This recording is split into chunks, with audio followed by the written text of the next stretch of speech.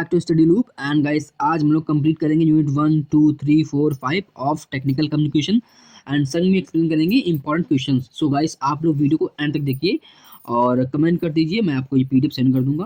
जो important question है मैं वो आपको बताऊंगा, ठीक है। सो स्टार्ट करते हैं यूनिट 1 से। इसमें इंपॉर्टेंट क्या है, देखो यहाँ पर डेफिनेशन लिखी है टेक्निकल कम्युनिकेशन की, आप लोग पढ़ लीजिए। एंड यहाँ पर डिफरेंस आता है, difference between general communication and technical communication बीच में, ठीक है। आफ्टर मूव टू यहाँ पर what are the future of technical writings हैं, टेक्निकल राइटिंग्स एंड कम्युनिकेशन, इसके आप लोग पॉइंट पढ़ लीजिए। मैं पॉइंट आपको दिखा शो कराता हूँ, जस्ट वेट। जो ये पॉइंट है इनको आप लोग पढ़ लीजिए, ये पॉइंट काफ़ी इंपॉर्टेंट है। इनको पढ़ने के बाद जस्ट हम लोग मूव करते हैं नेक्स्ट टॉपिक। जो अपना नेक्स्ट टॉपिक है रोल ऑफ कम्युनिकेशन, ये काफ़ी इंपॉर्टेंट है, आप लोग ये पढ़ लीजिए।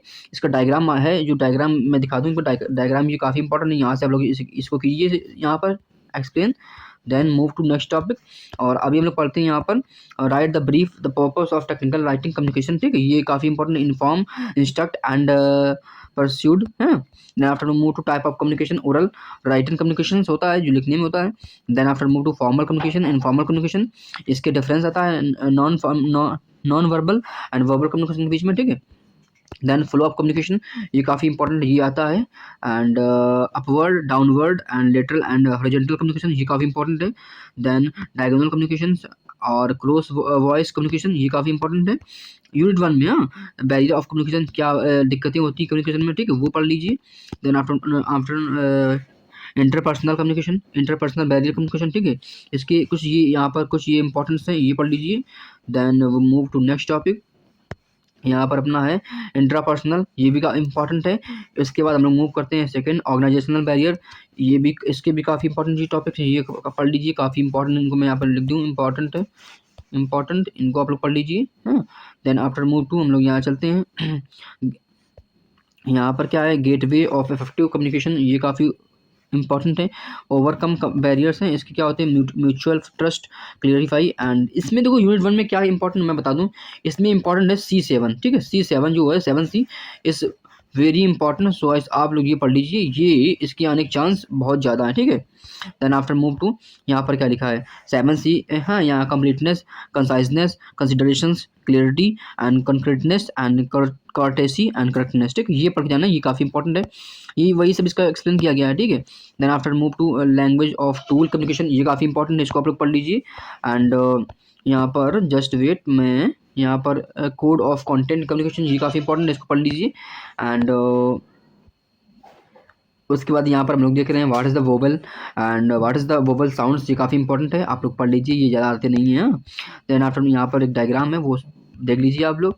Then what is the constant और कॉन्स्टेंट साउंड ऑफ इंग्लिश है, क्लासिफिकेशन ऑफ कॉन्स्टेंट साउंड, ये काफ़ी इंपॉर्टेंट है। यहाँ पर ये कुछ नहीं आता है, मैं बताऊँ सिंपल वर्ड में। Then after move to next topics, जो नेक्स्ट टॉपिक अपना क्या है, काइंड ऑफ इनोटेशंस हैं, इसको पढ़ लीजिए। Rising fall tunes and tune काफ़ी इंपॉर्टेंट है। And after move to second unit, इसमें क्या क्या है सेकेंड यूनिट में बताऊँ आपको। तो यहाँ पर सिलेबस आप लोग देख रहे होंगे, यहाँ पर कम्युनिकेशन स्किल्स और करियर बिल्डिंग्स, ये पढ़ के जाना। एंड हम लोग मूव करते हैं सेकेंड में, लिखा है सर्कुलम वाइट CV क्या होता है, ठीक, CV जो काफ़ी इंपॉर्टेंट है।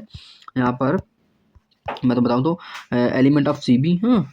एंड यहाँ पर उसकी डेफिनेशन लिखी है। एंड रिज्यूम राइटिंग क्या होती है, रिज्यूम में क्या हम लोग नाम, देखो यहाँ पर क्या लिखा है, रिज्यूम में नाम मेंशन करते हैं, एड्रेस होता है, टेलीफोन नंबर होता है, ईमेल होती है, ऑब्जेक्टिव ना होता है, एडमिन क्वालिफिकेशन होती है, प्रोफेशनल क्वालिफिकेशन होती है, स्किल एंड कैंपस प्रोफेशनल होता है, एंड वर्क एक्सपीरियंस होता है, ठीक है। ये अपना कंप्लीट रिज्यूम का सिस्टम है। यहाँ पर पर्पस ऑफ राइटिंग है, इसको पढ़ लीजिए आप लोग।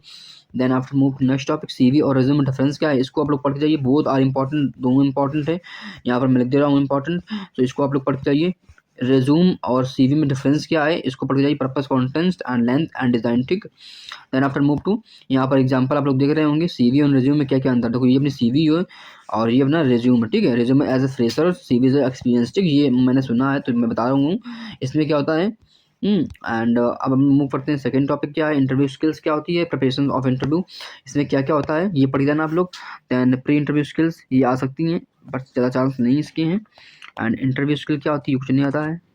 ग्रुप डिस्कशन GD आता है, ये काफ़ी इंपॉर्टेंट है, इसको आप लोग पढ़ के मैं आप लोग दे रहा हूँ इंपॉर्टेंट, ठीक है। इसको आप लोग पढ़ के जाइए। हम लोग मूव करते हैं नेक्स्ट टॉपिक में। अपना नेक्स्ट टॉपिक क्या है, डू डोंट्स, ये कुछ नहीं आता है, समथिंग इफेक्टिव प्रोफाइलिंग ये आता है, इसको पढ़ के जाइए आप लोग।